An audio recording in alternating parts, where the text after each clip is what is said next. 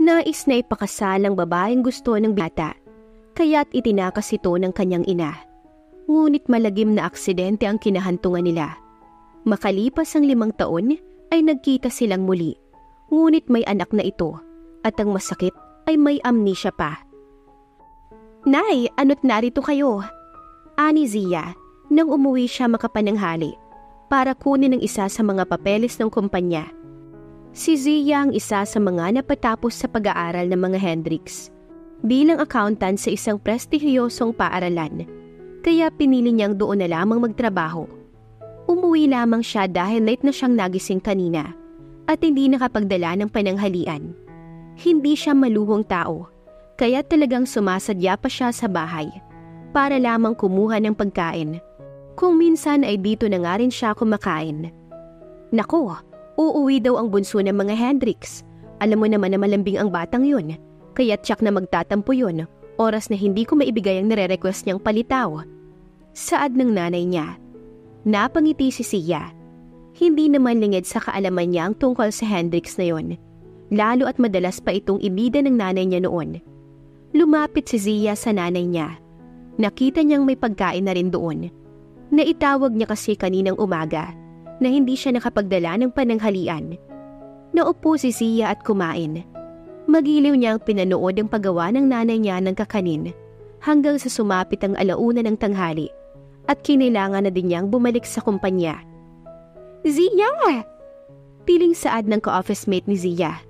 "Diyos ko, may bagong hard na janitor doon. Napakagwapo!" Anito na kinangiwi ni Zia, pero kalaunay ikinatawa niya rin. Basta kasi gwapo'y napakabilis nito. "Sa dami ng matitipuhan mo bakit janitor pa?" Batid kasi ni Zia, maganda kasi ito at talaga namang may kaya sa buhay. Hindi kagaya ni Zia na isang kahig at isang tuka lamang. "Diyos ko, aayaw ka pa ba? Yummy na hot pa." Saad ng ka-office mate ni Zia. Umiling na lang ang dalaga. Marami pa siyang gagawin, kaya marapat lang na isantabi niya ang pakikipagtsismisan. Hindi niya rin gusto na mapintasan ng presidente ng kumpanya. "Miss Galvino," tawag pansin ng general manager kay Zia nang pumasok ito sa opisina nila. Abala noon si Zia pero nilingon niya pa rin ang babae. "Tambak na ang mga papel sa storage room. Kung maaari, bawasan niyo na ang mga papel niyo doon, since 5 taon na naman ang tagal noon doon." Anito na kinatango naman ni Zia. Batid niyang hindi rin naman susugal sa alikabok ang ibang mga kasamahan niya dahil mga anak mayaman nga. Sumakay sa elevator si Zia, papunta sa 3rd floor, kung saan naroon ang mga papel na tambak. Bukas iyon kaya napakibit siya ng kanyang balikat dahil baka nagbawas na rin ang admin sa mga tambak nila at siya na lamang ang hindi. Napagtanto niyang hindi naman iyon ganoon kaalikabok, kaya't nagpatuloy siya. Isa-isa niyang ibinukod ang mga papel na hindi nagagamitin hanggang sa mapatalon siya nang masilayan niya ang lalaki na naroon sa sulok. At kanina pa pala siya pinagmamasdan. "Sino ka?" Inis na ani Zia habang hawak ang kanyang dibdib. "Ikaw, sino ka?" Salubong ang kilay na anang lalaki na para bang sinasabi na walang karapatan ng dalaga na tanungin siya ng ganoong bagay. "Accountant ako. Anong ginagawa mo rito?" Singhaw ni Zia. "Janitor ako." Tamad na anang lalaki. Napangiwi si Zia. Para kasing wala sa itsura ng lalaki na iyon ay maging janitor. Hanggang sa maalala niya ang sinabi ng ka-office mate niya. "Ikaw yun?" Ngiwing ani Zia. "Ang alin?" Nagsalubong ang kilay ng lalaki. "Inutusan ako ng general manager na maglinis dito. Ang penguin na yon." Naiinis na anang lalaki na kinatawa ni Zia. Akala niya kasi ay siya lamang ang nakakakita na kahawig ng general manager ang penguin. Bakit?" Ani Zia, nang mapansin niya ang pagtitig ng binata sa kanya. "Wala, ang pangit mo." Anang janitor, na ikinalaki ng mata ni Zia. Sa dinami-rami ng tao, ay ito pa lamang ang nagsasabi ng pangit sa kanya. Para kasi siyang maniken, maputi at porselana ang kutis, matangos ang ilong at artistahin din naman ang itsura. "Harden." Maya-maya ay anang lalaki, tsaka ibinigay ang kamay niya para makipagkilala kay Zia. Tinignan lamang iyon ng dalaga. Pagsisisihan mo, oras na hindi mo tinanggap ang kamay ko. Saad ng binata. Zia. Aniya tsaka inabot ang kamay ni Harden. Pakiramdam ni Zia na dinig niya ang pangalan na Harden noon, ngunit hindi niya lang matukoy kung saan. Anak ka ba ni Yaya Zendi? Nanlaki ang mata ni Zia nang makilala nito ang nanay niya. See you around. Ani Harden, tsaka naglakad palabas. Naiwang nakatulala si Zia doon.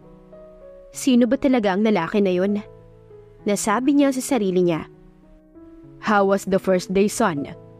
Tatawa-tawa ang matandang Hendrix nang tumungo si Harden sa opisina nito. My God, Dad. Tama ba yun? I may look like a janitor to you? Umikot ang mata ni Harden na ikinatawa ng matanda. Utos sila ng utos and I hate it. Karapatan mong maranasan ang pinakamababang trabaho dahil ganyan din nagsimula ang kuya mo. Anang daddy ni Harden. O di sana siya na lang ang kinakausap mo ngayon, hindi ba? Stop comparing me to him. It's so absurd, Dad. Hirap na ani Harden. Akala niya ay makapagpapahinga siya sa opisina ng kanyang ama, pero mas na-stress pa yata siya, kaya't bumalik na lamang siya sa storage room. Pagdating niya roon ay nakita niyang binubuhat na ni Zia ang makakapal na papel, nang mapatingin na naman ito sa kanya.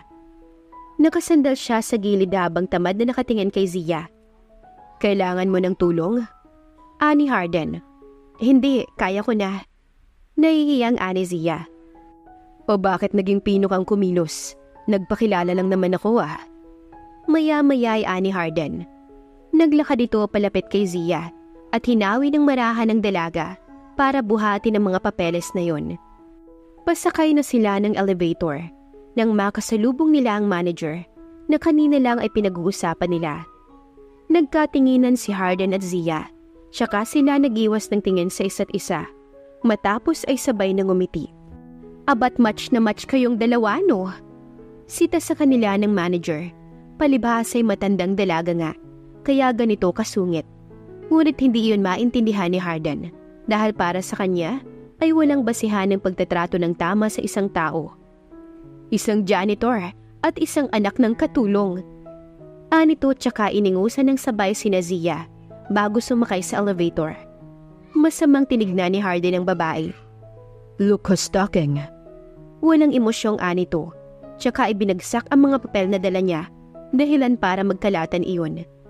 Nagulat ang matanda at binalot ng takot sa paraan kung paano siya tignan ni Harden. Kahit si Zia ay nainsulto din, kahit na may katotohanan naman ang mga pinagsasabi ng matanda. Pasara na ang elevator nang iharang ni Harden ang kamay niya sa pinto para tumigil sa pagsara. Pulutin mo. Mootoridad na ani Harden. Ah, ano sinasabi mo? Takot na anang manager. Sabi ko, pulutin mo. Naitaas na ni Harden ang tono niya. Bakit kayo ganyan? Bakit kayo tumitingin base sa estado ng isang tao? Kilala mo ba kung sino ko? Pinandilata ni Harden ang mata ang ginang. Mula sa likod ng kanyang pants ay nilabas niya ang calling card niya at ibinato iyon sa babae. Bunsong anak ako ni Hendrix. Nanlaki ang mata ni Zia. Hindi siya makapaniwala na ito na pala ang batang noon ay kinukwento lang ng nanay niya. Ang batang sipuni noon ay heto na at gwapong-gwapo na ngayon. Oras na hindi mo sinunod ang sinasabi ko, sisibakin kita sa pwesto mo. Ani Harden. Napasinghap na lamang si Zia nang hatakan siya ni Harden pabalik. Malalaki ang hakbang nito, kaya halos patakbo na kung sumunod si Zia sa kanya, hanggang sa mapatigil siya at mapatingin sa brasong hawak niya. Nakakainis, pare-pareho lang sila. Ani Harden, ang kuya niyang pinagtutungkulan. Istrikto kasi ito at malayo ang loob sa kanya. Palibhas ay magkaiba nga ang kanilang ina. Anak si Harden ng kanyang ama sa ibang babae, pero mas pinili ng nanay niya na ibigay siya sa daddy niya, lalo na't hindi naman siya nito kayang buhayin. Kaya't gano'n na lang ang galit niya sa mga taong matataas ang tingin sa kanilang sarili. Ikaw, aniya kay Zia, tandaan mo to, huwag kong malalaman na pumapayag-payag ka lang na ganyanin kanila. Ani Harden tsaka iniwan si Zia. Naging mabilis ang maghapong yun. 4:00 pa lamang ay nagdesisyon nang lumabas si Harden sa opisina. Siya kasing ipapatawag siya ng kanyang ama, oras na nanatili pa siya roon. 5:00 naman pasado nang lumabas si Zia sa kumpanya. Balak niyang mag-taxi na lamang. Hindi niya ikinuwento ang mga nangyari sa kanila kanina ng manager. Kaya naging tahimik naman na natapos ang maghapon niya. Nasa daan na siya at balak niyang sumakay na lang sa tricycle nang makarinig siya ng boses na tumatawag sa atensyon niya. Hanggang sa mapalinga siya sa itim na kotse kung saan nakasakay si Harden. Alam niya kasing kanina pa ito umalis. Bakit? Nangangapang ani Zia. Sakay ka na. Sayang ang gas ko kung mag-isa lang ako dito. Ani Harden. Ayos lang ba? Ani Zia. Pwede rin namang hindi since niyaya na kita. Ani Harden. Tsaka akmang isasara na ang bintana ng kotse niya. Pero mabilis na pinigilan iyon ni Zia. Hindi, sasakay na ako. Ani Zia. Tsaka nagmamadaling sumakay na ikinangisi ni Harden. Bubulong-bulong pa nga pero hindi na niya iyon narinig. Hindi mo kahawig si Yaya Sandy. Maya-maya ani Harden na nagpalingon sa dalaga. Mas maganda siya sa'yo. Birong ani to na ikinanguso ni Zia. Oo nga, kaya nga pinagsabihan mo ako kanina na ang pangit ko. Hindi mo naman kailangan ipagsigawan pa. Ani Zia na ikinahalakhak ni Harden. Sa tuwa nga nito ay napisil pa ang pisngi ni Zia. Hindi ka kasi maganda, kasi cute ka. Parang kinikilig na saad ni Harden na ikinapula ng pisngi ni Zia. Ibinaling na lamang niya sa daan ng kanyang paningin. Hindi niya rin maintindihan. Ito ang unang pagkikita nila, pero parang close na sila kung makipag-usap sa kanya si Harden. Hindi ba ako nakukwento ng mommy mo sa'yo? Ani Harden na nagpalingon na naman kay Zia. Ha? Bakit ka naman niya babanggitin sa akin? Sino ka ba? Ani Zia na nagpahalakhak na naman kay Harden ng gusto. Napakatapat mo naman sa damdamin mo. Hindi ba pwedeng kahit konti magsinungaling ka? Parang hindi mo tinanggap yung mga chocolates na pinadala ko nung bata ka pa. Irap na saad ni Harden, tsaka ngingisi-ngisi. Nanlaki ang mata ni Zia sa hindi inaasahang confession ni Harden. Hindi niya naman kasi alam ang bagay na yon. Buong akala niya ay mula sa daddy nila Harden ang gagaling ang mga tsokolate na yon. So, sinusumbat mo? Nagtataray na ani Zia. Tinignan siya ni Harden tsaka tumawa. Maya-maya ay tumingin si Harden kay Zia. Tsaka nito pinitik ang noo ni Zia. Tambakan pa kita ng 3 sako. Ani Harden, tsaka muling ibinalik sa daan ang kanyang paningin. Pagdating sa bahay nila Harden, ay hindi na siya pinagmukas ng bintana ng pinto ng kotse. Dahil alam naman niyang mga mimosa ang kasambahay nila. Yaya Sandy. Sabik na saad ni Harden sa ina ni Zia na labis na ikinagulat ng dalaga. Lalo na nang makita nitong dambahin ng yakap ang kanyang ina. Namiss kita ng sobra. Galak na saad ni Harden na kinangiwi ni Zia. Yung palitaw ko. Nagpapakyut na saad pa ng binata.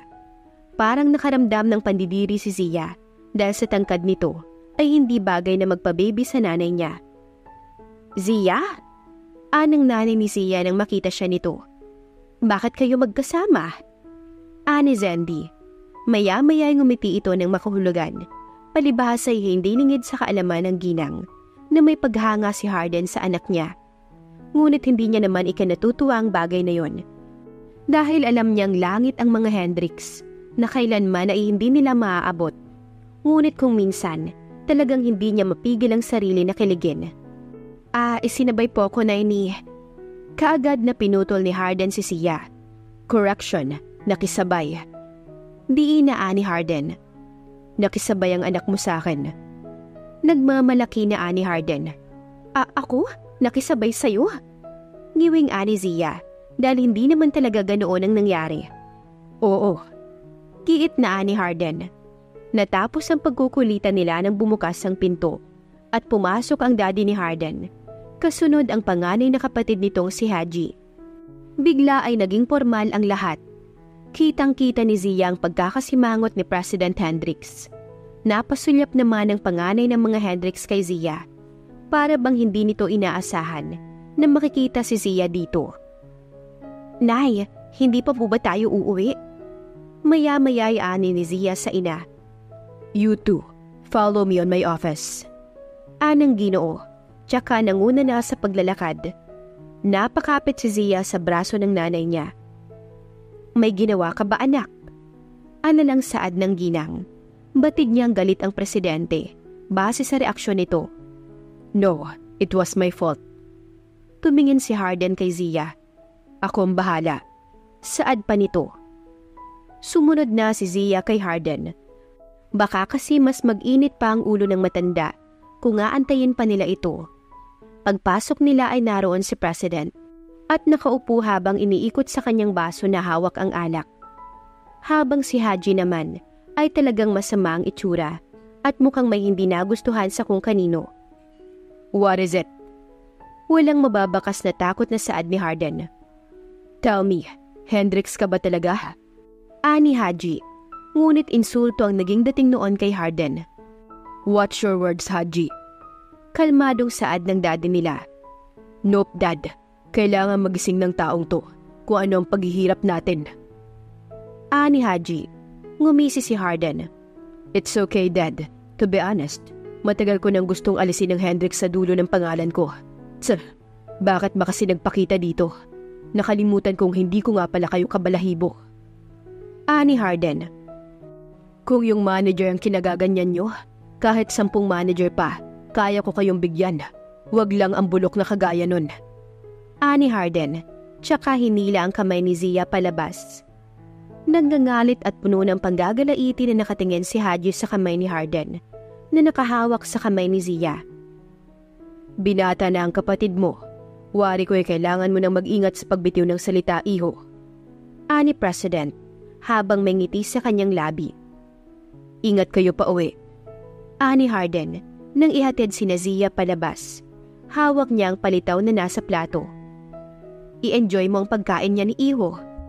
Bili na ani Zandy, na ikiningiti naman ni Harden kasabay ng pagtango. Dumiretso si Harden sa kwarto niya, dala ang palitaw na ginawa ni Zandy. Isa-isa niyang iginayak ang mga damit niya nang pumasok ang daddy niya. Balak mong umalis? Anito, hindi siya inalintana ni Harden at diretso pa rin sa pagnguya. Hindi balak, aalis akong sadya. Ani Harden, anak, wag mo na lamang masyadong dibdibin ang mga sinasabi ng kuya mo. He's not my kuya. Hindi ganong kapatid ang pinangarap ko. Sana maintindihan nyo. Ani Harden, anak, masyado lamang marami ang iniisip ng kapatid mo. Kaya siya nakakapagbitaw ng mga masasakit na salita. Pero trust me, mahal ka nun. Saad ng Ginoo. Napahinto si Harden sa pagnguya. Tinanaw niya ang daddy niya. Hindi siya makapaniwala na sa kabila ng mga pinagdaanan niya, ay mas priority pa din ito ang nararamdaman ng kuya niya kaysa sa kanya. Maraming iniisip? Pagkukumpirma ni Harden sa daddy niya. Then what about me? Ako, paano ko? Yung nararamdaman ko. Giit ni Harden. Dapat nga ako ang mas inaalala niyo sa lahat dahil bunso ako. Dahil bukod sa inyo, wala na akong pamilya dito. Wala ako sa sarili kong teritoryo. Palagi akong nangangapa, nag-a-adjust. Hindi ako anak ni tita, kaya iba ako. Pero kahit ganun, I still choose to stay para makasama kayo. Para makita nyo na determinado ako na maging anak nyo. But I always fail you. Palagi ako ang mali. Emosyonal na ani Harden. Sa totoo lang ay ayaw na ayaw niyang nabubuksan ang pagiging bastardo niya sa pamilya nila dahil hindi niya maatim iyon. Pero wala siyang magagawa dahil yon ang katotohanan. Inis na sinukbit ni Harden ang kanyang mga dala ang palitaw na nasa plato niya. Maiwan na ang lahat, wag lang ang palitaw niya. Dinrive ni Harden ang kanyang kotse paalis sa lugar na yon. Samantala, nagagayak na ng hapunan ng mag-ina sa sala nang makarinig sila ng 3 katok mula sa labas. Nay, may inaasahan po ba kayong bisita? Ani Zia. Wala naman, tanungin mo kung sino. Ani Zandy. Nagkibit balikat si Zia.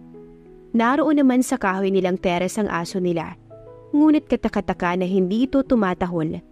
Kaya't napanatag si Zia na kilala nila ito. Sino ya?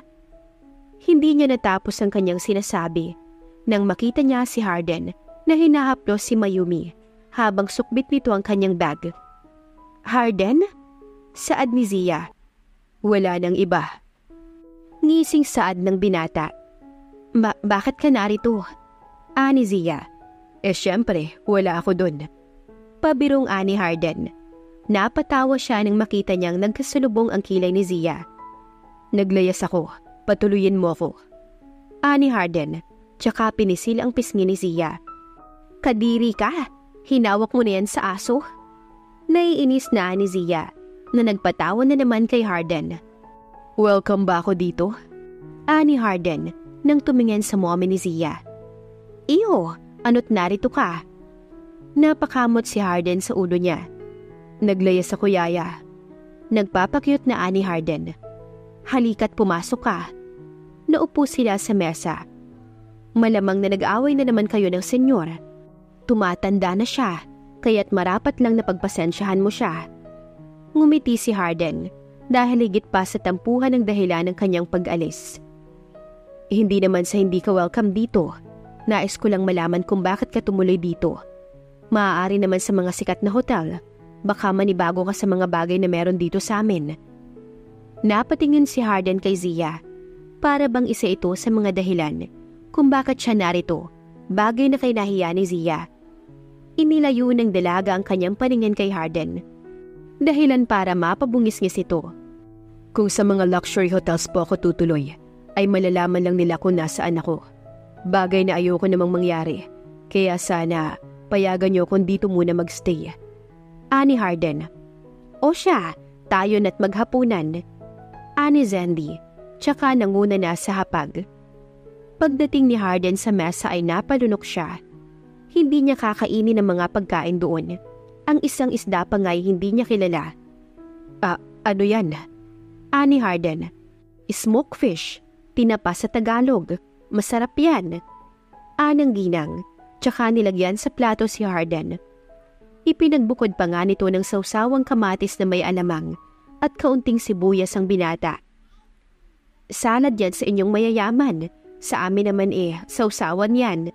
Natatawang anang ginang. Napangiwi si Harden habang pinapanood si Zia na kumain. Nakataas pa ang paa nito sa bangko habang nakakamay. Wala namang choice si Harden dahil dito niya piniling tumuloy. Sinubukan niyang kumain ng smokefish na sinasabi ng ginang at pinakiramdaman iyon sa kanyang bibig matapos kainin hanggang sa masatisfy siya. Napailing si Harden. Isang isda na yon na patunay na hindi lahat ng bagay ay maaari mong husgahan sa panlabas na anyo. Nagustuhan niya kasi ang lasa nun at talagang na-enjoy niya ang pagkain. Mukhang kakailanganin kong mag-gym ng madalas kung dito ako tutuloy. Umiiling na ani Harden matapos niyang makadalawang ulit ng kanin. So anong balak mo? Hindi ka na ba papasok? Ani Zia nang nasa sala na sila at nanonood ng isang entertainment show. Bakit ako magtsatsaga sa pagiging janitor kung may sarili naman akong company? Sumugal lang ako dahil nagbabakas sakali ako na maisasara ko ang mga gap namin sa pagitan namin ni Haji at Daddy. Gusto ko ring mahanap ang mommy ko. Ani Harden. Ikaw, anong balak mo? Mag-i-stay ka sa kanila? Bumuntong hininga si Zia. Malaki ang utang na loob ko sa pamilya mo, kaya hindi ko maaaring talikuran na lang ang bagay na yon. Ani Zia. Tumingin si Harden sa dalaga na nasa television ng paningin. Naroon ang paghanga sa kanya. Sa tibay at dedikasyon na nakikita niya kay Zia. Hindi niya inalis ang kanyang paningin nang magtagpo ang mga mata nila ni Zia. Bakit? May dumi ba ako sa mukha? Ani Zia.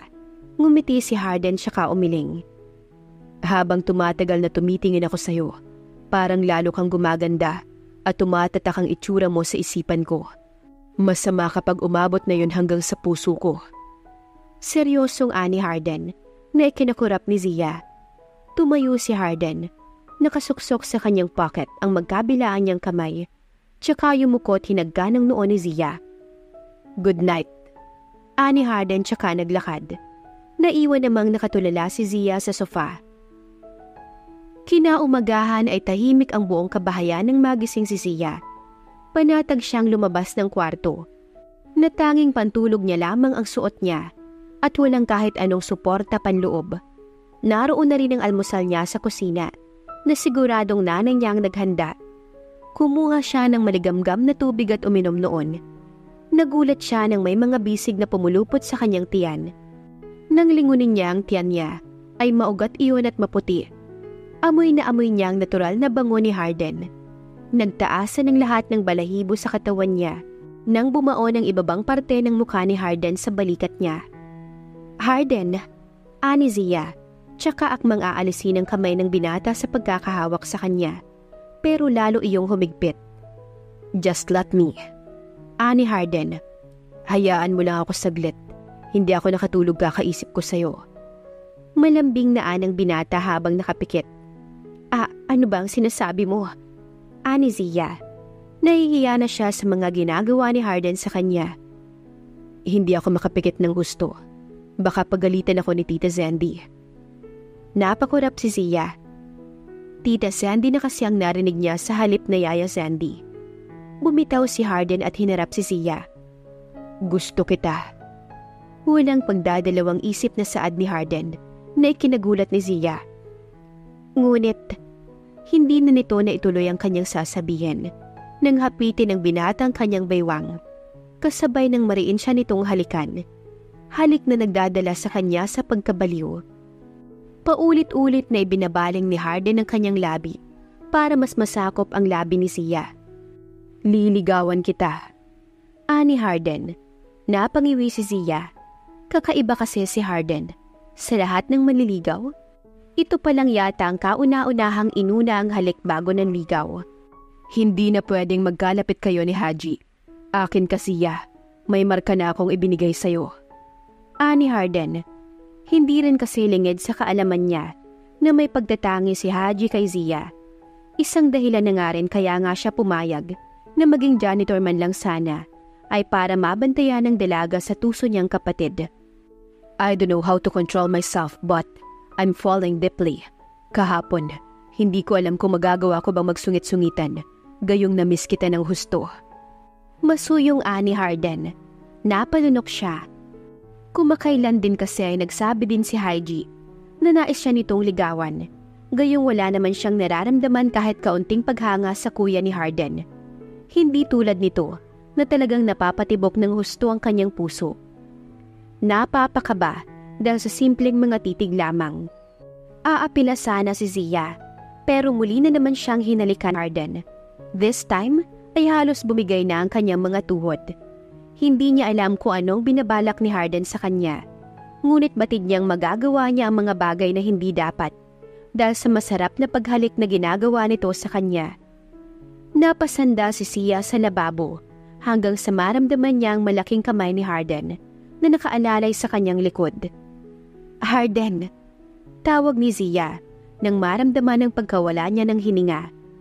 Ngunit mas napadaing siya nang kagati ng binata ang kanyang ibabang labi. Mababaliw ako. Ani Harden habang sunod-sunod ang naging paghinga nang bitiwan ang labi ni Zia. Napatingala siya habang nakapikit at pinapakalma ang mga ugat sa katawan niya na ngayon ay aktibong-aktibo. Naunang magpaalam si Harden kay Zia dahil may mga aasikasuhin pa ito. Tulad ng dating gawi ay parang hindi nag-exist sa buhay ni Zia si Harden. Pagdating niya sa opisina ay malungkot ang katrabaho niya dahil hindi na nga raw pumasok ang janitor na nakita niya kahapon. Ano ka ba? Malay mo, may makilala ka pa na higit doon. Ani Zia, tsaka ngumiti. Maya-maya ay pumasok ang general manager. Pinatatawag ka ni Sir Haji. Ani to kay Zia, pero hindi na mataas ang kanyang tono hindi tulad kahapon. Sige po, susunod na po ko. Ani Zia. Nasabi din kahapon na hindi papasok ang presidente ngayon, kaya't inaasahan na ni Zia na ang panganay ng mga Hendricks ang nasa opisina. Pagdating doon, ay maaliwalas na mukha ni Haji ang inabutan niya. Matamis din ang pagkakangiti nito sa kanya. Good morning, sir. Ani Zia. Maupo ka. Masiglang anito sa kanya. I made some tea.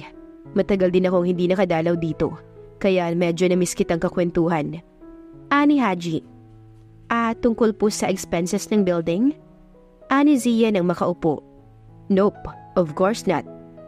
Ani Haji. About us. Matamis itong ngumiti. Mula sa table niya, ay naglakad ito at naupo sa katapat na sofa ni Zia. May nanliligaw na sayo? Napakurap si Zia at si Harden ang kaagad na pumasok sa isipan niya. Ang mga labi nito na siyang dumapo sa mga labi niya. Naku, mukhang meron na nga. Ani Haji tsaka ngumiti. Pero I'm sure, malayo siya sa akin, tama? Sir, hindi ko gustong manlait ng tao. You know me, Zia. Nag-aaral ka pa lang ay talagang pinaalam ko na sa nanay mo na gusto kita. Bakit hindi ko alam ang mga bagay na yun? Nasabi ni Zia sa kanyang sarili. I'm very sorry sa kung anong nakita mo kahapon at narinig. Alam kong seryoso ako pagdating sa trabaho, kaya sana'y maintindihan mo. Ani Haji. Naiintindihan ko naman po. Nahihiyang ani Zia. Natigilan siya nang abutin ni Haji ang kamay ng dalaga. 6 lang ang pagitan ng edad ko sa'yo. Hindi mo na ako kailangang puin, lalo at tayong dalawa lang naman ang narito. Sinong nagsabi sa'yo? Sabay silang napalinga sa bukas na pinto na naroon. Nandoon si Harden. Nakasuot ito ng suot niya kanina bago umalis sa bahay nila Zia. Nakasuksok ang kamay sa magkabilang bulsa. Padarag nitong inalis ang kamay na nakahawak sa kamay ni Zia. Huwag mong ibibilang si Zia sa mga babaeng dumaan sa'yo. Tandaan mo, hindi gumagana sa akin yung dirty trick mo. Ani Harden. Ngumisi si Haji. Anong klaseng gimmick naman yan? Bumalik ka na lang sa Australia at magmaster ka doon. Baka sakaling may matutunan ka. Mapangmata na ani Haji. Ngumisi si Harden. Nakakalungkot na sarili kong kadugo ang nangmamaliit sa akin. Kung sa bagay, hindi na ako magtataka. Ni hindi nyo nga nalaman kung ano ba talaga ang tunay na nakamit ko sa buhay. Sarkastikong ani Harden. Inuutusan kita bilang legal na tagapagmana ng mga Hendricks. Hindi kita binibigyan ng karapatan na hawakan kahit katiting na dulo ng daliri ni Zia. Nakamasid ako, Haji. Huwag mo akong subukan. Ani Harden. Bumaling ang kanyang mata kay Zia na ngayon ay kagat ang labi dahil sa tensyon sa pagitan nilang magkapatid. Wala akong ginagawang masama. Huwag kang matakot. Pinapaalala ko lang sa kanya kung alin ang mga pag-aari ko. Tumigil ka na sa mga pakul mong galawan dahil hindi nakakatuwa. Ani Haji. Hindi ako nagyayabang nang wala akong ipagmamayabang, Haji. Gusto mo bang bayaran ko lahat ng nilabas niyong pera mula nang mag-aral si Zia? Para wala nang dahilan para magstay pa siya dito. Pag nangyari yun, wala na rin akong rason para gumawi pa rito. Ani Harden. Sa inis ni Haji ay napatayo siya, kasabay ng padarag niyang hawakan ang collar ng suit ni Harden. Tandaan mo, matanda pa rin ako sa'yo. Galit na ani Haji, pero ngumisi lang si Harden. Tandaan mo rin, hindi ako anak ng nanay mo at hindi ka naging kuya sa akin kahit minsan. Ani Harden, halatang walang balak na magpatalo, kaya't minabuti na ni Zia na mamagitna sa kanila. Please, tumigil na kayo, Sir Haji. Harden. Nakikiusap na ani Zia. Sabay pa silang tumingin sa dalaga. Dahan-dahang inalis ni Harden ang kamay ni Haji. Hinawakan niya ang pulsuhan ni Zia para ialis na sa opisina ng kuya niya. Pero hinawakan din ni Harden ang kamay ni Zia. Nasa ganoon silang sitwasyon nang pumasok ang general manager at makita ang sitwasyon nilang tatlo na kaagad na kinahiya ni Zia. Pero kapwa walang pakialam ang magkapatid. Mga nagsusukatan lamang sila ng kanilang mga paningin. Napangiwi ang manager na isinarang muli ang pinto, tsaka tahimik na umalis. Nang hindi na napigil ni Zia ang inis niya, ay sabay siyang kumuwala sa kamay ng magkapatid. Huwag niyo akong pag-awayan. Hindi ako worth para sa inyo. Hindi niyo ako deserve na pagtalunan dahil ang gaya ko, babagay lang sa isang kahig at isang tuka. Ani Zia, Tsaka nagmamadaling lumabas sa kwartong yun. Nakita siya ng manager na yon, kaya marapat lang na asahan niyang magiging sikat na siya sa buong building dahil naikwento na nito ang tungkol sa kanilang tatlo. "Girl, totoo ba?" Anang ka-office mate niya, ngunit wala siyang panahon para makipagkwentuhan dito. Isa-isa niyang niligpit ang mga gamit niya. Balak na niyang mag-resign kaysa pagmulan pa siya ng hidwaan ng magkapatid. Mahalagang gamit lamang ang niligpit niya, matapos ay gumawa na rin siya ng resignation. Balak niyang dumiretso sa bahay ng mga Hendricks at kausapin ng daddy ng mga ito para personal na magpaalam. Pinatuloy na siya ng mga katrabaho ng nanay niya sa opisina ni Mr. Hendricks. Nasabi din kasi ng mga ito na naroon ang nanay niya. "Senyor, maawa kayo. Huwag niyong gawin ang mga bagay na ito sa anak ko." Dinig na dinig ni Sia ang pagmamakaawa ng nanay. "Zandy, alam mo kung gaano kamahal ni Harden ang anak mo. Ngunit kailangan mo ring maintindihan na hindi maaari dahil may tungkulin ang anak ko. Mas maigi kung maagang matatali ang anak mo kay Haji. Tutal, mukhang nagkakamabutihan naman na sila." Anang Ginoo, na labis na nagpadurog ng husto sa puso ni Zia. "May babaeng nakatalaga para kay Harden. Ikinalulungkot ko, ngunit hindi iyon ang anak mo." "Senyor, maawa kayo." Luha ang Anang ginang. Nang sumilip si Sia, ay nakita niyang nakaluhod ang nanay niya. Ang pagpiga sa puso niya ay ganoon na lamang dahil sa nasasaksihan niya. "Bata pa ang anak ko, huwag niyo siyang itali kay Sir Haji." Anang ginang. Batid kasi nito na may pagkamainiti ng ulo ni Haji at ayaw niyang ipagkatiwala ang anak niya rito. "Mamili ka, Zandy. Ipapadala mo si Sia sa Amerika kasama ng anak ko o babayaran mo ang utang niyo sa akin mula pa nung una." Anang senyor, halatang hindi na ito nagbibiro sa kanyang mga sinasabi. Nasalo ni Zia ang bibig niya. Ang mga taong inaakala niyang mababait, ngayon heto at ginigipit sila. Bagsak ang mga balikat niya na umalis sa mansyon. Tinanong siya ng mga kasambahay, ngunit hindi siya makasagot. Puno ng katanungan ng kanyang isip. Kung sasabihin niya ba kay Harden ang tungkol dito o itatago niya na lamang. Kung sa bagay, kahit nasabihin niya ay hindi rin pwede. Dahil may ibang babae na nakalaan para kay Harden at hindi nga siya ito. Pagdating niya sa bahay nila ay may nagbukas ng pinto. Naroon si Harden at sinalubong siya ng mahigpit na yakap.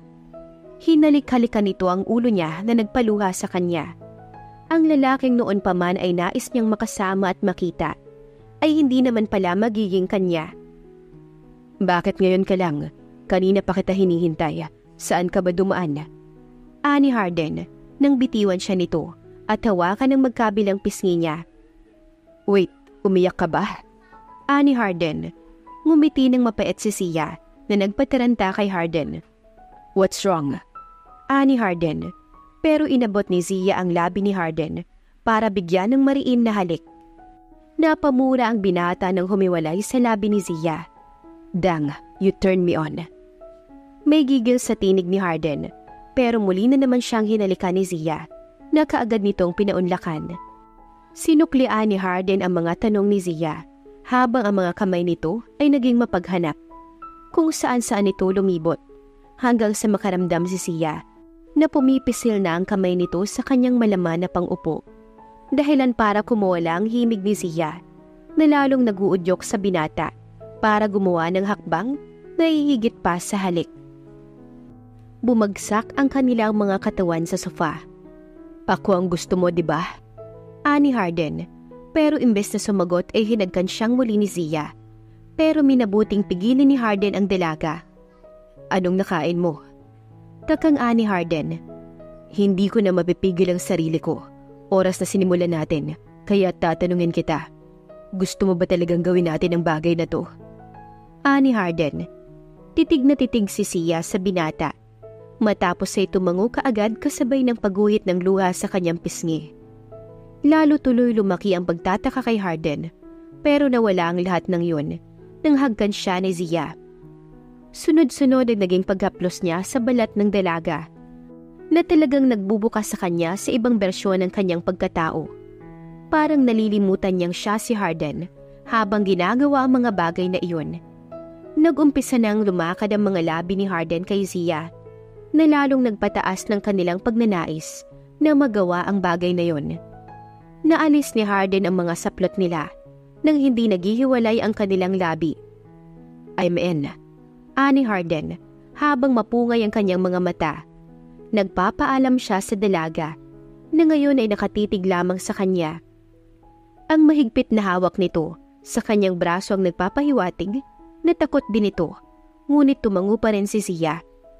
"Don't worry, I'll be gentle," ani Harden.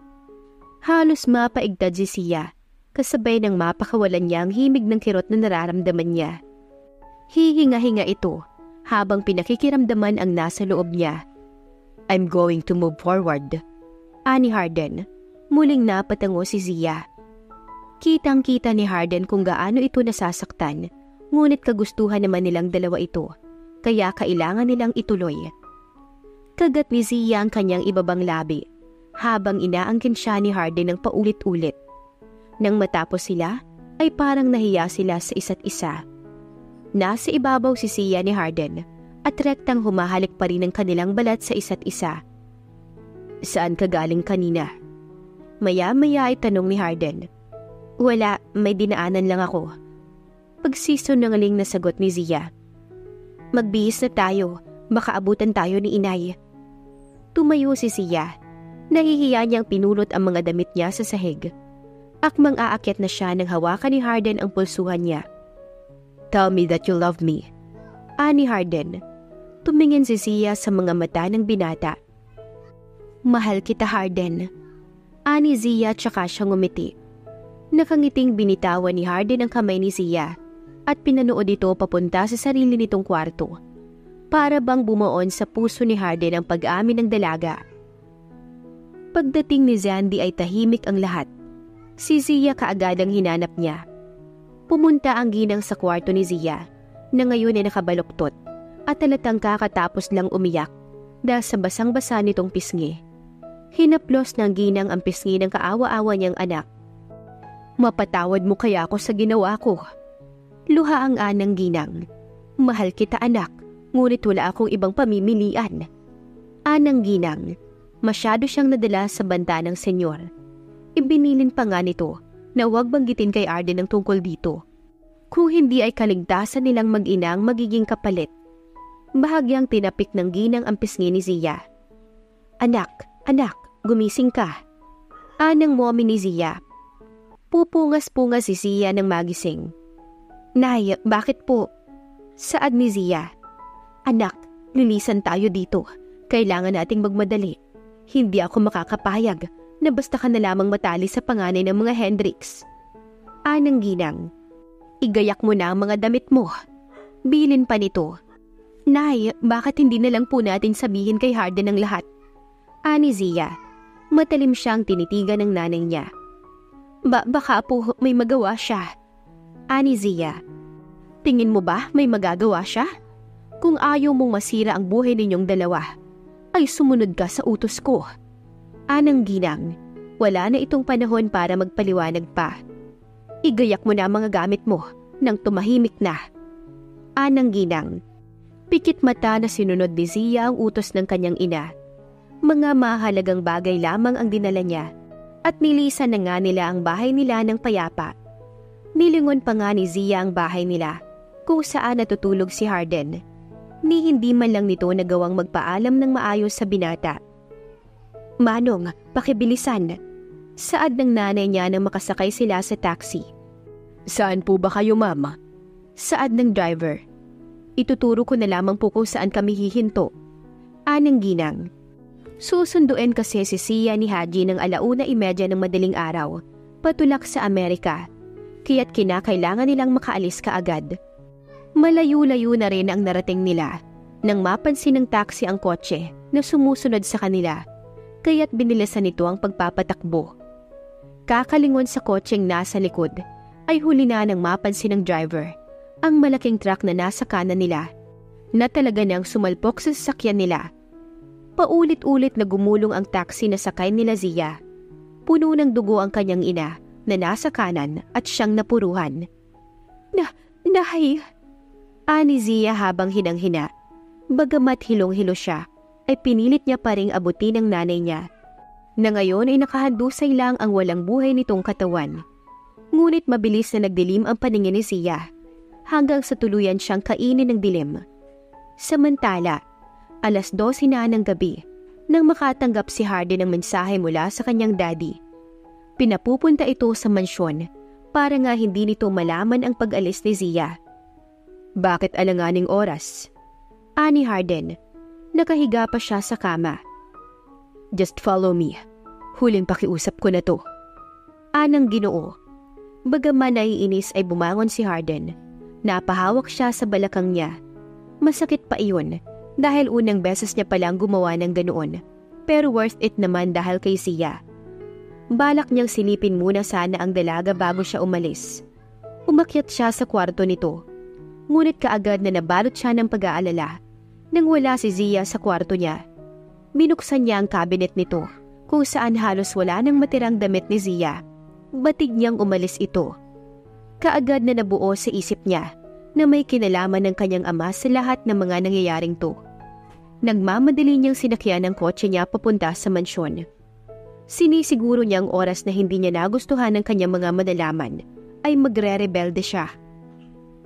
Pagdating sa mansyon ay nagmamadali si Harden. Bukas ang lahat ng ilaw at batid niyang may kakaiba na mga nangyayari. Pumunta si Harden sa daddy niya na nakaupo sa mesa at mukhang hinihintay siya nito. Saan niyo dinala si Zia? Sa lubong ang kilay na ani Harden. Anong ibig mong sabihin? Saad ng Ginoo. Malakas na kinalampag ni Harden ang mesa. Huwag niyo akong paikutin. Sabihin niyo kung saan niyo dinala si Zia. Pati ba siya'y ibibigay niyo rin sa walang hiya niyong anak? Dad, anak niyo rin ako. At alam niyong mahal ko si Zia noon pa man. Stop doing this. Emosyonal na ani Harden. I can't take this kind of treatment, Dad. Huwag naman pati si Zia. Maawa kayo. Ilabas niyo po siya bago ko pa makalimutan kung ano ko kayo. Ani Harden. Maya-maya ay bumukas ang pinto at may lalaking humahangos doon. Sir, nasuro po ang sasakyang sinasakyan ni Zia at nanay niya. Patay na po si Aling Zendy. Parang bato si Harden na umagos ang luha. Hindi niya alam kung anong gagawin niya. Para siyang mababaliw. Si Zia, anong lagay niya? Sumulpot si Haji sa likod. Nagulat ito nang makita si Harden doon. Nakasuot ito at kahit itanggi ay alam ni Harden na balak talagang itakas ng mga ito si Zia. Walang hiya ka. Ani Harden, tsaka naglakad palapit kay Haji. Ganoon na lamang kalakas ang suntok na binibigay niya na naging dahilan para mapaatras ito. Anong balak mo ha? Nasaan si Zia? Ani Harden, tsaka hinawakan ng collar ng damit ni Haji. Bitawan mo ko, mayabang ka. Ani Haji, ngunit desidido si Harden na makipagpatayan sa kapatid niya. Akmang susundukin pa nga ito ng kanyang kapatid, ngunit napatigil siya matapos magpatutok ng baril ang daddy niya. Emosyonal na naman na tumingin si Harden sa kanyang ama. Sige, patayin niyo ako. Tutal, parang wala na din naman akong buhay. Umiiyak na ani Harden. Hindi mo naiintindihan. Hinahanda kita dahil mas malaki at makapangyarihan ang pamumunuan mo kumpara sa kuya mo. Itakwil niyo na ako bilang anak niyo dahil hindi ko na kayo kapamilya kong tignan. Ani Harden, tsaka bagsak ang balikat na naglakad palabas. Para siyang pinagsakluban ng langit at lupa. Pinuntahan ni Harden ang ospital na pinagalakan sa labi ng yaya Zendy niya. Puno siya ng lungkot ngunit may kaunting tuwa dahil wala roon si Zia. Umaasa siya na buhay pa ito. Pero nasaan ka? Ani Harden. Malungkot niyang pinuntahan ng yaya Zendy niya sa morgue. Doon ay naabutan niya ang maputlang mukha nito na may tama sa gilid ng ulo na natitiyak niyang naging sanhi ng pagkamatay nito. Sir, hinihintay na po kayo sa conference ni Mr. Chua. Saad ni Red, secretary ni Harden. Naka-long sleeve lang ito habang hawak ang wine sa kanyang kamay at nakatingin sa maaliwalas na kalangitan. 33 na siya. 5 taon na ang nakararaan mula nang maganap ang pinakamasakit na trahedyang yon sa buhay niya. Siya ang nag-asikaso sa burol ni Zandy at pati na rin ng taxi driver. Sige, uubusin ko lang to. Ani Harden tsaka siya ngumiti. Sir, nakakalungkot man ngunit wala pa rin pong balita tungkol kay Miss Zia at sa mommy niyo. Ani Red. Maaliwalas ang mukha ni Harden na ngumiti. Hindi pa rin ako nawawala ng pag-asa. Alam kong mahal ako ni Zia at hindi magbabago ang bagay na yon. Ani Harden. Bakit hindi nyo nalang po hingin sa daddy nyo ang mga detalyeng makakatulong sa inyo? Ani Red. Alam mong matagal ko nang pinutol ang ugnayan ko sa kanila. Ani Harden. Tsaka ininom ang huling laman ng kanyang baso. Punta na ako. Saad ni Harden. Pagdating niya sa conference ay naroon si Mr. Chua. Maedad lang siya dito ng 1 taon. It's a pleasure to meet you, Mr. Hendricks. Anang lalaki. Nang iabot nito ang kamay kay Hendricks. Me too, Mr. Chua. Come on, have a seat. Ani Harden. Nakangiti ang lalaki habang iniikot ang kanyang mata sa conference. I met Haji before at talagang masasabi kong malaki ang kaibahan yung dalawa. We have the same surname but too different from name to who we are, Mr. Chua. Nah, Valan is too fine. Wag ng Mr. Chua. That's too formal. Ani Mr. Chua. Hindi ko pa naiikot ang kabuuan ng buildings mo pero parang gusto ko nang mag-invest sa'yo. Nakangiting saad ng lalaki. Nakakapanghinayang. Sana pala'y nasama ko si Zia at Tia Emily. Nangunot ang noo ni Harden. Bigla siyang kinilabutan. Hindi niya alam kung paranoid ba siya o namimiss niya lang si Zia. Di bale, iimbitahan na lang kita sa party. Birthday ng anak ng fiancé ko. Uunahan na kita. Yes, she's a single mother. At alam mong sila na ang new version ng salitang yummy sa ngayon. Malakas na tumawa si Valen. Ilang taon na ang anak niya? Napapalunok na tanong ni Harden. Tsaka ko na ikukwento sa'yo. Alam mo naman na business talaga ang pinunta ko rito. Hindi na mapakali si Harden. Hindi niya alam kung pagkakataon lang ba na iisa ang pangalan ng mga sinabi ni Valen sa 2 babae na hinahanap niya. Pero naroon ang pag-iisip kung paano ang mga ito nagkakilala. Hindi mo ba naisip na pabagsakan si Haji? Alam ko hindi kayo okay eh. Alam mo naman siguro na medyo malaki na ang ulo ng kuya mo. Naiinis ako sa kanya. So, ito ba ang business na pinunta mo rito? To open up about him. Gusto mong tulungan kita na pabagsakan si Haji? Ani Harden. Tumpak. Tusong saad ni Valen. Ngumisi si Harden. Mula sa bulsa niya ay nagsindi siya ng sigarilyo. Hinithit niya iyon ng isang higupan lang. Ngunit nangangalahati pa lang ay binuga na iyon ni Harden sa itaas. Kayong mga negosyante, karamihan sa inyo ay talagang napakatuso. Kabilang ka at si Haji. Pero kung ano man ang meron sa amin, ay labas ka na dun. At labas naman ako sa kung anong meron kayo. Kung interesado ka pa'y sumunod ka. Ani Harden tsaka tumayo. Ngunit kung hindi naman tungkol sa akin ang pakay mo, ay makakalabas ka na. Walang ganang Ani Harden. Sa totoo lang ay marami nang sumubok na maging business partner ni Harden. Pero kahit maliit na butas lamang ang makita niya, ay hindi niya ito tinatanggap. Pasalamat na nga lang si Valen dahil may hinahabol si Harden sa kanya. Iyon ay kung sino ba si Zia at Emily na tinutukoy nito. Kamusta po ang meeting, sir? Nagustuhan niyo po ba? Ani Red, nang makabalik si Harden sa opisina. Umiling si Harden. Hindi. Tipid na sagot nito, tsaka naupo sa swivel chair niya. Napatingin si Red sa kontrata na hawak niya, na may pirma ni Mr. Chua. Ano po ang tungkol dito? Ngiwing ani Red. Hindi ako sa kanya interesado, kundi sa fiancé niya. Walang ganang ani Harden, na lalong ikinangiwi ni Red.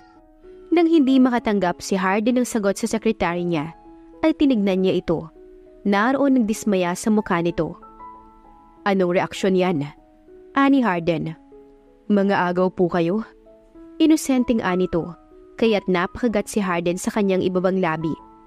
Siraulo ka ba? Gusto ko lang malaman ng tungkol sa babae niya at doon sa Emily.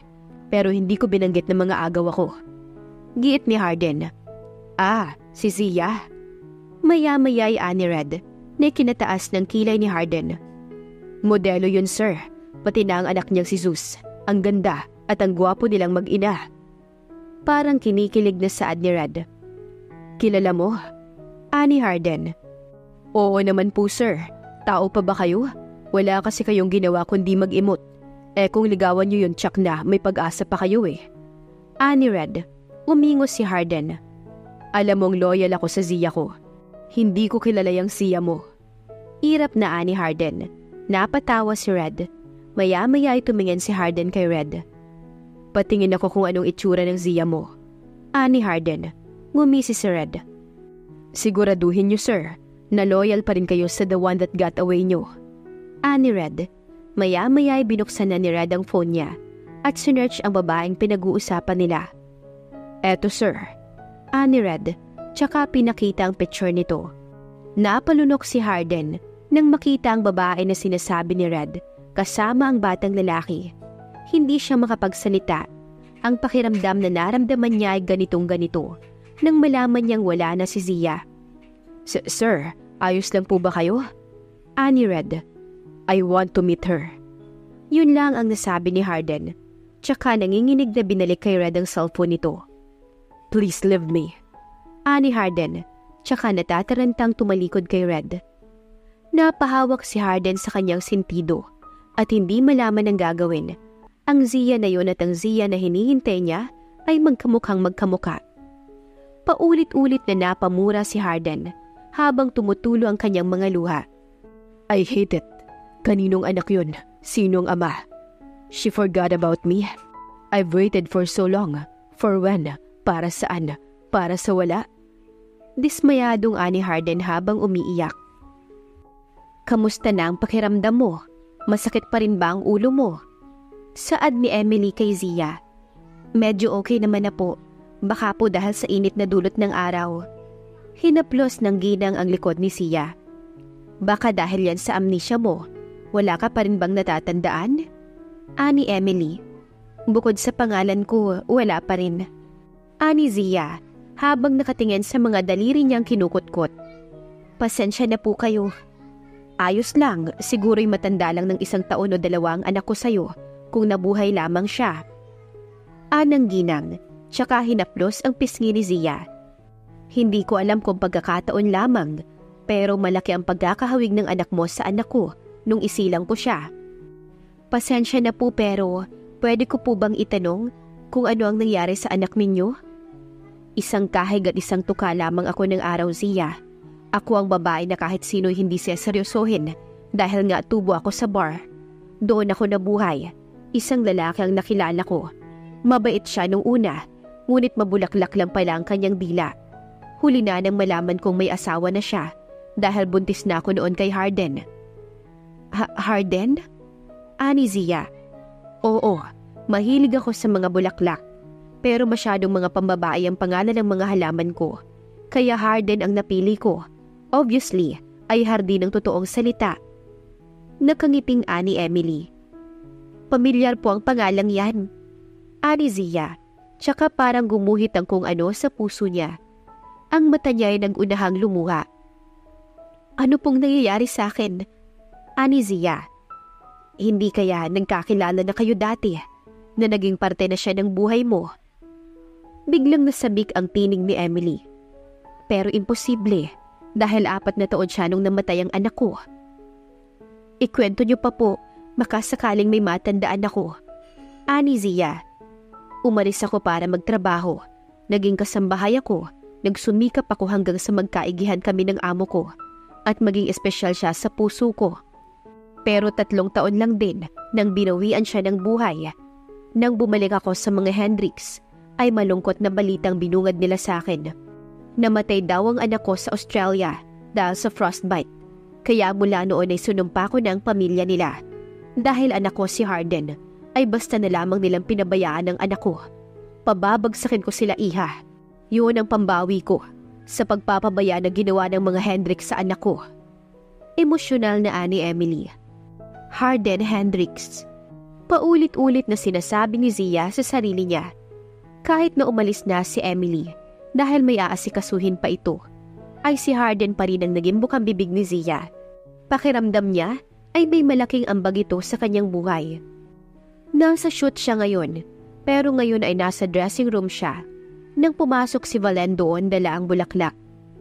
"Good morning, sweetheart." Ani Valen tsaka humalik sa pisngi ni Zia. "Good morning." Ani Zia, tsaka tipid ng umiti. Mabait si Valen at maalaga.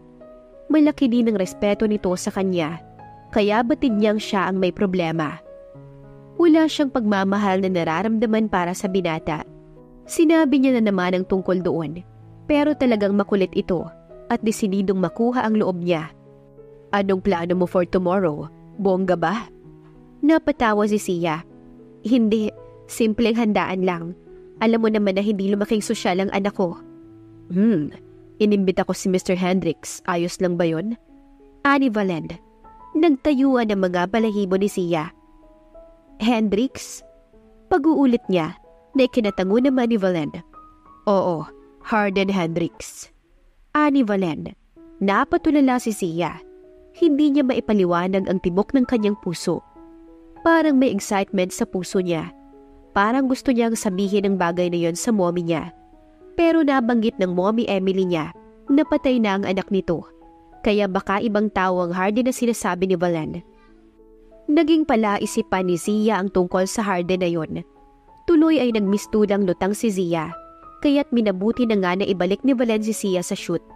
Matapos nitong maya ng lunch. "Hanggang dito na lang ako. Hindi na kita mayahatid papasok. Kita na lang tayo bukas. Maaga akong pupunta sa venue para sa birthday party ni Zeus." Ani Valen, kaya tumango si Zia. Naglakad si Zia papasok sa elevator. Pasara na iyon ng may malaking kamay na humarang.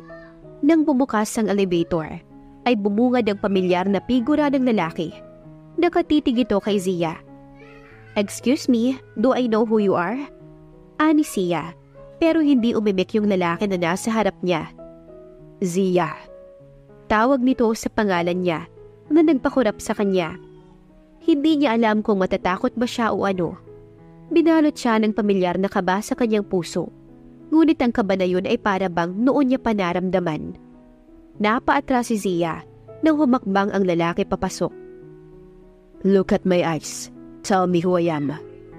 Anang tinig na dumudurog sa puso ni Zia. Umiling si Zia pero napasinghap siya nang bigla siyang lapitan ng lalaki. At gano'n na lang kabilis na nasakop ng lalaki ang kanyang labi. "Now tell me, sino ko, Zia?" Nakikiusap ang tinig ng lalaki nang bitawan ng labi niya. Ngunit malakas na sampalang sinalubong ni Zia sa kanya. "I don't know who the hell you are. At wala kang karapatan na basta na lamang ako halikan." Ani Zia, tsaka akmang aalis na nang hawakan ng lalaki na yon ng kamay niya. "Don't leave me again, please." Basag ang tinig na saad ng lalaki. Pero dahil nga hindi naman siya kilala ni Zia, ay inalis nito ang pagkakahawak ng lalaki sa kamay niya. Napapikit si Harden.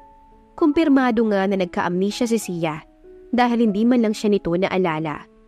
Pero may inis pa rin siyang naramdaman sa sarili niya dahil maling halikan ito, lalo at kakakita lamang nila. Bagaman ganoon ang kinahantungan nila, ay hindi siya sumuko. Pinindot niya ang button kung saan naroon ang dressing room ni Zia. Bago siya pumunta sa building na pinagtatrabahuhan nito, ay kumpleto ang armas niya. Tulad ng inaasahan niya, ay mas nauna pa siyang nakarating sa dressing room nito. Nakangiwi si Harden habang iniisa-isa ang mga damit na naroon sa loob ng kwarto. Wari niya'y hindi niya ipapasuot ang mga bagay na iyon kung nasa piling lang niya si Zia. Pagbukas ni Zia ng pinto ay naroon na si Harden. "At anong ginagawa mo rito? Gusto mo bang tumawag ako ng gwardya? Stalker ka, no? Sino ka?" Ani Zia. "Harden." Pakilala niya. "Harden Hendricks, natatandaan mo ba ako?" Saad pa niya. Alam ni Harden na sugal ito. Sinisiguro niyang ikadudurog ni Zia. Lalo at hindi pa nito alam na patay na ang nanay niya dahil nagka-amnesia nga siya. "Hindi." Tipid na ani Zia. "Asawa mo ako in the past years." Nanlaki ang mata ni Zia. Hindi ako maniniwala sa'yo." Napapikit si Zia nang kumirot ang ulo niya. Kaagad na lumapit si Harden at inalalayan siya. Gusto pa sanang magpumiglas ni Zia, pero nangihina siya. Dadalhin kita sa ospital, okay? Ani Harden, tsaka binuhat ang hilong-hilo na si Zia na pang bridal style. Ang mga tao sa building na yon ay nakatingin kay Harden. Para silang mga artista na bida sa isang movie ng mga sandaling yun. Hindi na wala ang pagkakakunot ng noo ni Zia dahil nga sa sakit na nararamdaman niya. Miss Zia! Tawag ng isang babae, pero hindi huminto si Harden. Batid ni Zia na assistant niya ito. Tawagin mo si Mommy. Utos ni Zia. Sabihin mo, dadalhin ako sa ospital. Anito habang nakapikit ang mga mata. Sige po. Isinakay ni Harden si Zia sa kotse at mabilis itong nag-drive pupunta sa ospital. Except from Belen, may karelasyon ka pa ba? Ani Harden sa gitna ng mabilis niyang pagmamaneho. Do I look like a slut? May anak ako at hindi basta-basta pumapatol. Bagaman may dinaramdam ay nagawa pa ring magtaray ni Zia. Bagay na kinangiti ni Harden. Naalala niya nung una silang magkita ni Zia sa storage room. Ganitong-ganito ito dahil nga hindi siya nakilala at gano'n na nga ang senaryo nila ngayon. Oo at hindi lang. Ang dami mo pang sinabi. Ani Harden, sinusubukan niyang magsungit. Baka sa ganoong paraan maalala siya ng nobya. Ngunit mukhang hindi pa rin dahil hindi naman kumibo si Zia. Pagdating sa ospital ay hindi na nagpakarga pa si Zia. Kaya't inalalayan na lamang siya ni Harden papasok. Naupo sandali si Zia katabi ni Harden. Ang ilang hibla pa nga ng buhok nito ay inipit ni Harden sa tenga ni Zia. Bagay na nasaksihan ni Emmy. Para itong na-starstruck nang makita si Harden. Hindi alam ng ginang kung bakit. Ngunit binabalot siya ng takot. Anak? Ani Emily. Sabay na napatingin si Zia at Harden sa kanya. Mommy, sumakit yung ulo ko. Ani Zia. Pero parang hindi siya pinansin ni Emmy dahil nakapako ang atensyon nito kay Harden. Hinatid ko lang po ang anak ninyo sa ospital. Pakiingatan na lang. Ani Harden, please excuse me. Hinaplos ni Zia ang braso ng ginang para mapukaw ang atensyon nito. O okay ka lang ba? Anang ginang kay Zia. Sumakit po ang ulo ko. Ani Zia. Yung lalaki na yon, ginugulo niya ako. Ani Zia. Kumunot ang noo ng ginang. Akmang magsasalita pa si Zia nang dumating si Belen kasama si Zeus. Alalang-alala ang anak mo. Tinawagan kami ni Margie. Nasa ospital ka raw eh. Ani to. Sinong nagdala sa'yo rito? Dagdag pa ni Valen. Ayaw naman masaktan ni Zia ang damdamin ni Valen, kaya't nagsinungaling siya na isa sa mga staff ang kasama niya. Mommy, okay ka lang po ba? Wala ka pa rin pong naaalala tungkol po sa tunay na dad ko, sa family natin? Ani Zeus. Malapit na. Nasabi ni Zia.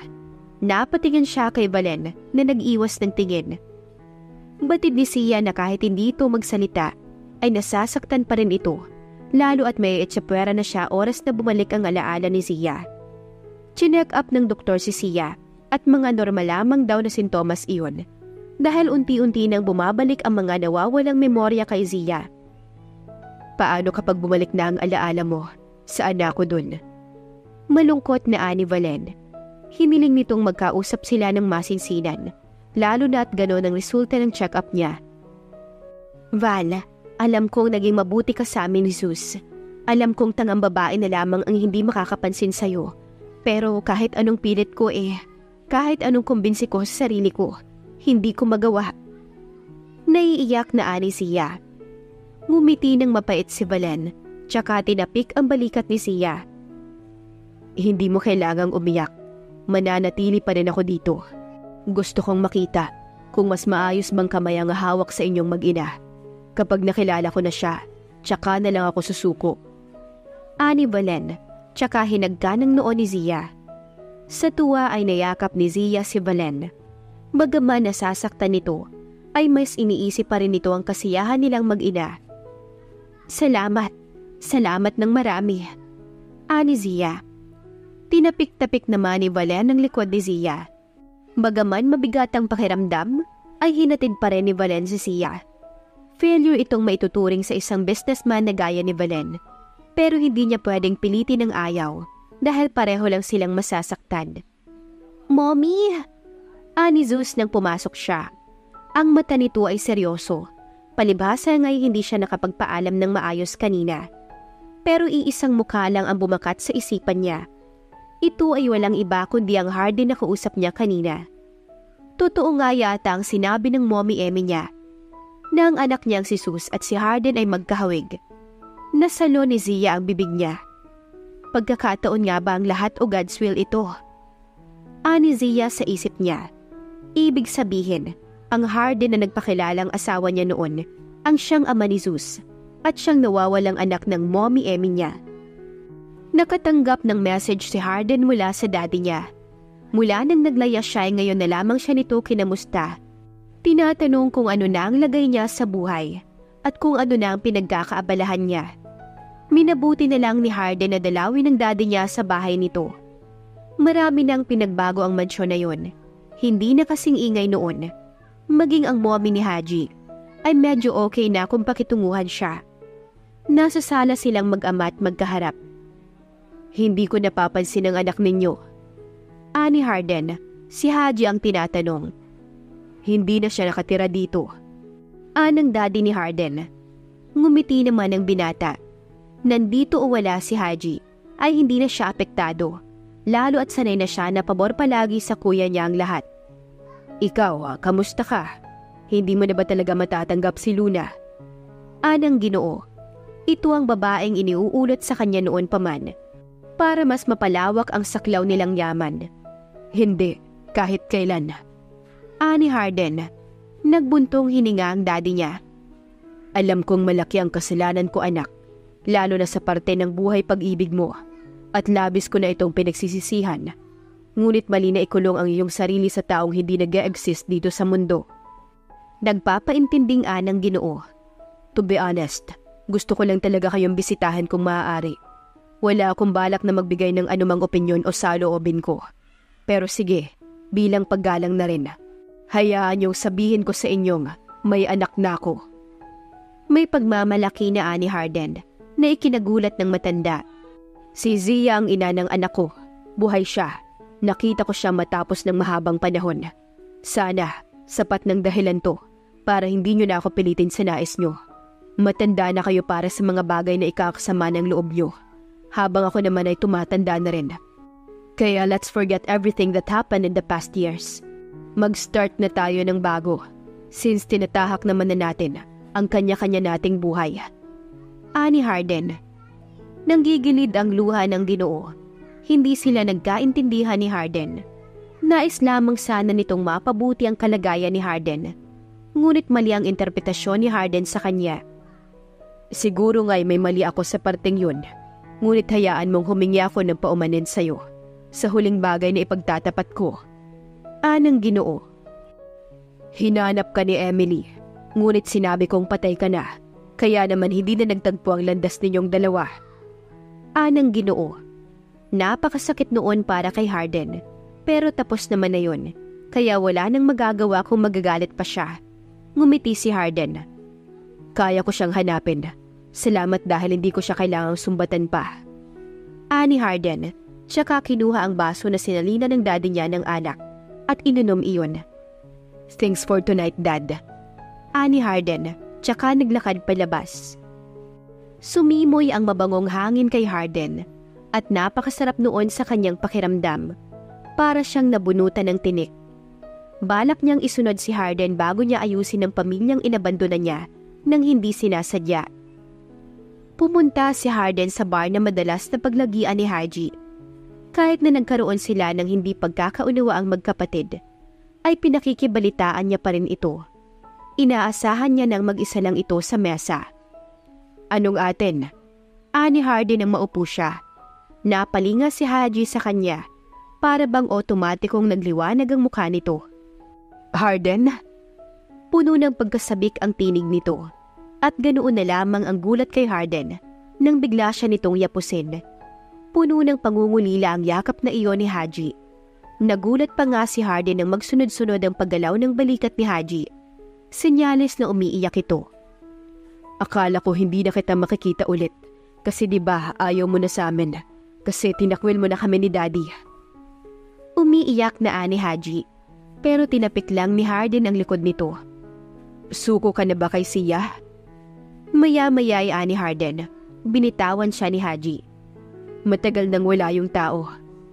Kaagad na pinutol ni Harden si Haji. Tinatanong kita kung suko ka na. Ani Harden. I can give up everything just for you. Ani Haji. Akala ko hindi mo pa alam ang kalakaran sa buhay. Kaya palagi kitang pinaghihigpitan. Pero mali pala yon, and I'm sorry. Hindi ko gusto ang lahat ng yan. Ani Haji, na nagpangiti kay Harden. Hindi sumagi sa isip niya na maayos pa pala ang koneksyon nilang dalawa ni Haji. Kinaumagahan ay malalakas na halinghing ni Sia ang bumalot sa kanyang kama. Natataranta si Zeus na ginising ang mommy niya, ngunit ayaw nitong dumilat. Kaya tarantang lumabas si Zeus at tumawag sa lola Emily niya. Humahangos si Emily na ginising si Sia, ngunit ayaw nitong magising. Kaya't minabuti ni Emily na tapikin ang pisngi ni Sia hanggang sa magdilat na ito ng mga mata. Ang pisngi niya ay basa ng luha habang hihinga-hinga. What's wrong? Ani Emily. Napatingin si Zia kay Emily at Zeus. Napangiwi si Sia kasabay ng paggalaw ng balikat niya. Umiiyak ito.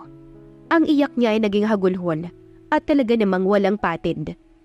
Napagkwentuhan kasi nila kagabi si Harden at may hinala si Emily na niloko lamang siya ng mga Hendricks. Bagay na hindi naman makumpirma ni Zia dahil wala nga siyang maalala. Pero ngayon ay sigurado na siya dahil minsan nang naikwento ni Harden sa kanya ang tungkol sa nawawala nitong ina. I saw him. I saw Harden, Mom. Ani Zia habang umiiyak. Hinaplos ng ginang ang pisngi niya. Naaalala ko na si Harden. Luha ang ani Zia. Matapos ay napatingin kay Zeus.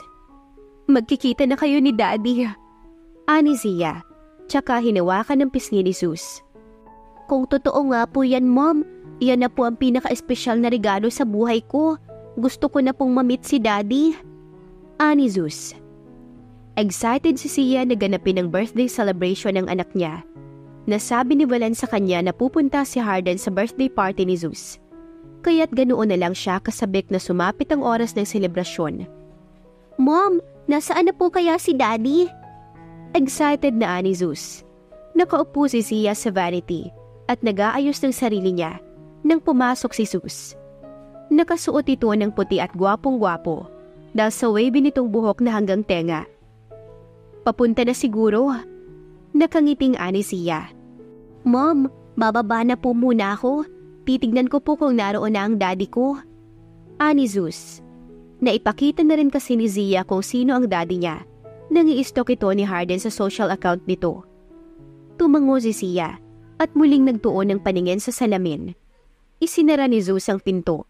Nasa salamin ng atensyon ni Sia nang makarinig siya ng paglock ng pinto.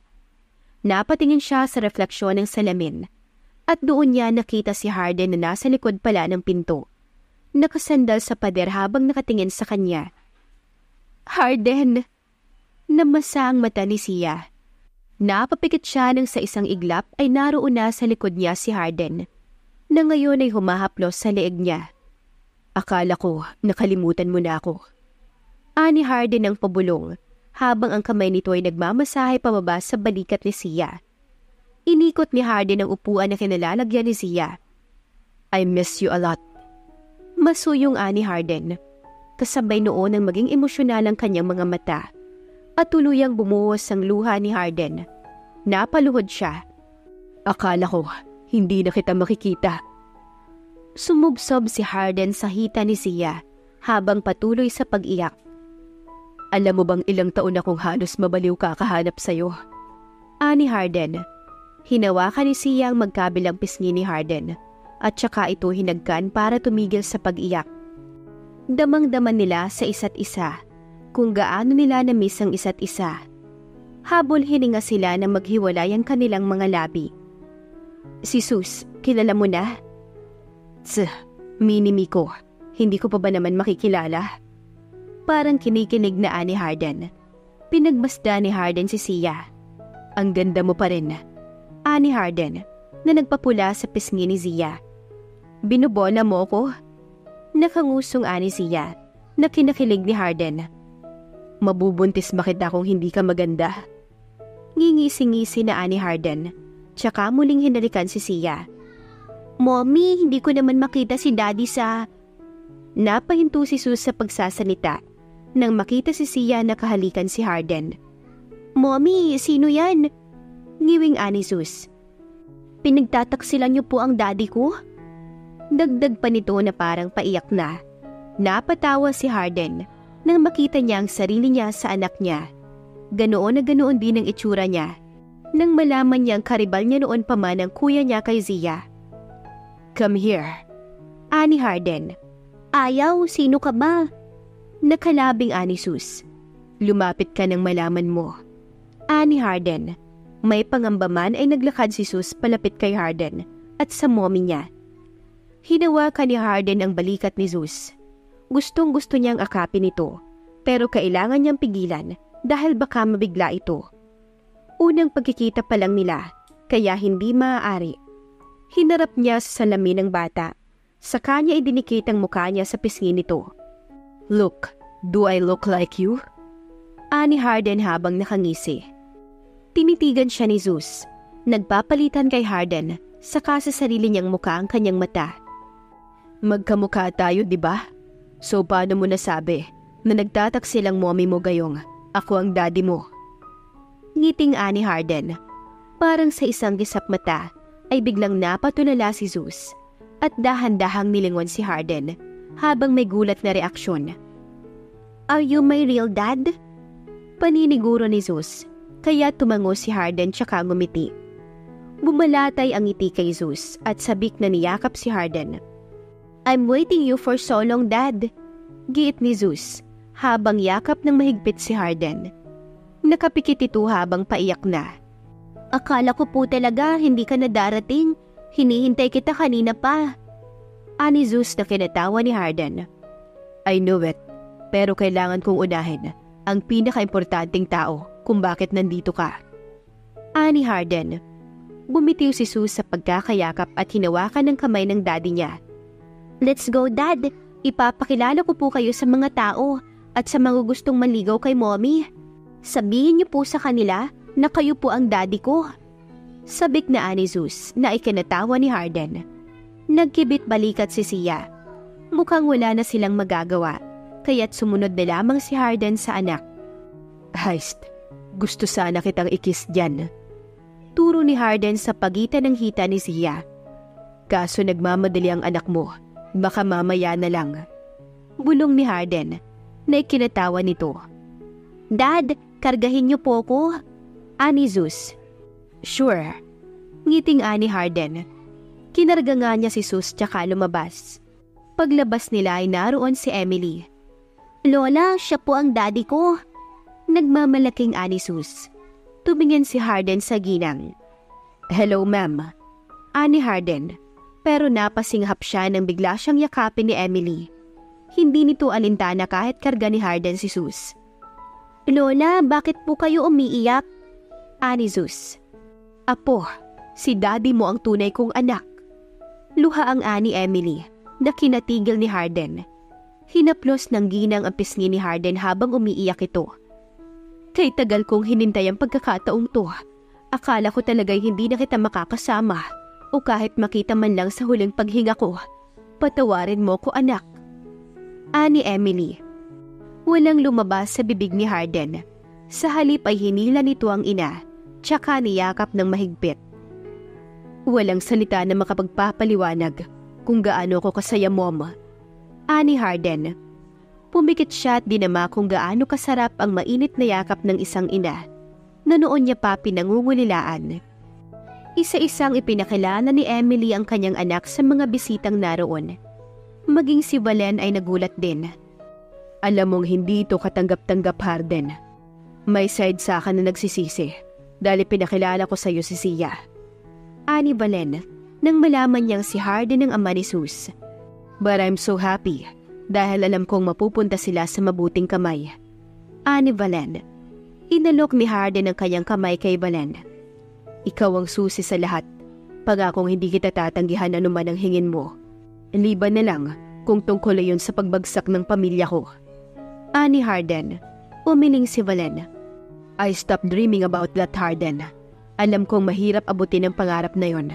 Lalo at nanay mo rin pala si Miss Emily. Ani Valen. Thank you so much. I'll go ahead. Aasikasuhin ko rin ang mag-ina ko. Ani Harden. Kaya tumango na lang si Valen. Kasalukuyang hinaharap ni Sia at Sus sa mga bisita. Kaya't lumapit na si Harden. Kamusta ang pag-uusap nyo? Tanong ni Sia. Naging mabuti rin kasi si Valen sa kanila. Kaya nag-aalala din siya dahil ayaw niyang masaktan ng husto si Valen. We're fine, okay na. Tanggap niya daw na hindi talaga kayo ang para sa isa't isa. Ani Harden. Si Mommy Emily, kamusta kayo? Ayos lang. Bala kong magstay muna sa ibang bansa kasama kayo nila Mommy para mas makapagbigay ako ng quality time. Alam mo naman na busy ako rito. Kaya maraming struggles kung dito tayo mag-i-stay. Ani Harden. I'll go with you. Ani Zia. Me too also, Mom. Apila ni Sus na kinatawa ni Harden. Pasado 11:00 na ng gabi nang matapos ang party na yon. Naiwan sila Emily at Harden sa sala para makapag-usap ng maayos. Galit ka ba sa Mommy? Ani Emily, habang hawak ang isang kamay ni Harden. Of course not, Mom. Hindi mo ginusto ang lahat. Hindi mo ginusto ang sitwasyon na meron ka noon. And I understand about that. Kung ano man ang mga nangyari sa nakaraang taon, gusto kong kalimutan na natin yon at magsimula tayo ng panibago. Alam niyo kung gaano ko nangulila sa inyo at ganoon din kayo sa akin. Dati, tinatanong ko ang sarili ko kung bakit kailangan kong mabuhay na walang nagmamahal sa akin dahil wala kayo sa tabi ko. Si Daddy naman, si Haji lang ang nakikita. Pero mula nang makilala ko si Yaya Zandy at si Sia, sila na ang pinagkuhanan ko ng lakas. Gumigising ako sa araw-araw at pinipilit na lumaban dahil gusto kong makasama si Sia pagdating ng araw. Basag ang tono na Ani Harden. Kaya malaki ang pasasalamat ko dahil napulot niyo siya nung tumalsik siya sa kotse. Doon pa lang, bawi na lahat ng pagkukulang niyo sa akin. Ngumiti ng mapait si Harden. Tinapik ng mommy niya ang balikat niya. Salamat anak. Sige na, umakyat ka na at nais ka nang makasama ni Zia. Tumayo si Harden at yumuko para bigyan ng magaan na dampi ng halik ang noo ng mommy niya. Pag-akyat niya ay pumasok siya sa kwarto. Napasarap ang kwentuhan? Ani Zia. Hindi ko masasabing masarap. Ikaw lang kasi ang definition nun. Ani Harden na kinasimangot ni Sia. Si Zeus, tulog na. Tumango si Sia.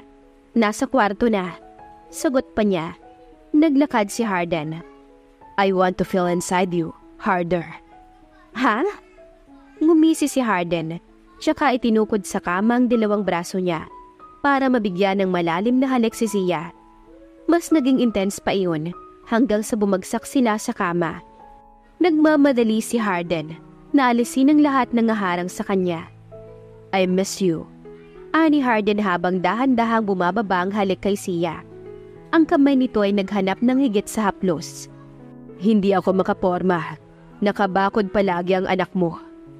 Ani Harden na kinatawa ni Sia. Yun ang nakuha niya sa'yo, liban sa itsura mo. Nautal na si Sia. Nang dahan-dahang pumasok si Harden sa kanya. Napakapit siya sa braso nito. Sa 5 taon ba naman na wala siyang pinapasok doon, ay inaasahan na niyang masasaktan siya. Mariin na napapikit si Sia nang gumalaw si Harden. You still tight. Ani Harden. Nakagat ni Sia ang kanyang ibabang labi. Mukhang mali ang ipanaliwanag ni Emily sa kanya. Mukhang kaya Harden ang pinangalan dito ay malaki ang alagang dinadala nito. Habol hininga nilang pinagsaluhan ng espesyal na gabing yun. Mahal na mahal kita, Sia. Huwag mo na akong kakalimutan na okay? Ani Harden, tsaka hinagka ng noo ni Sia. bago nito ibalot ang kanyang malalaking bisig sa maliit na baywang ng dalaga. Mahal din kita, Harden. Pangakong ikaw lang ang una't huling lalaking aangkin sa akin hanggang sa huling hininga ko. Ani Zia tsaka ngumiti. Sa totoo lang ay buong akala ni Harden ay niloloko niya lang ang sarili niya, na siya na lang ang umaasa na buhay pa si Zia dahil nga sa aksidenteng iyon. Ngunit heto sila, may isang supling at magkasama. Sa ngayon ay gusto muna ni Harden na punuin ng masayang alaala si Zia bago niya sabihin ang tungkol sa pagkamatay ng ina nito. Masyado nang masasakit ang pinagdaanan nilang lahat, kaya't gusto na muna ni Harden na bigyan ng pahinga si Zia, lalo at nagbabalak na siyang sundan pa si Sus ng higit sa 2. Wakas.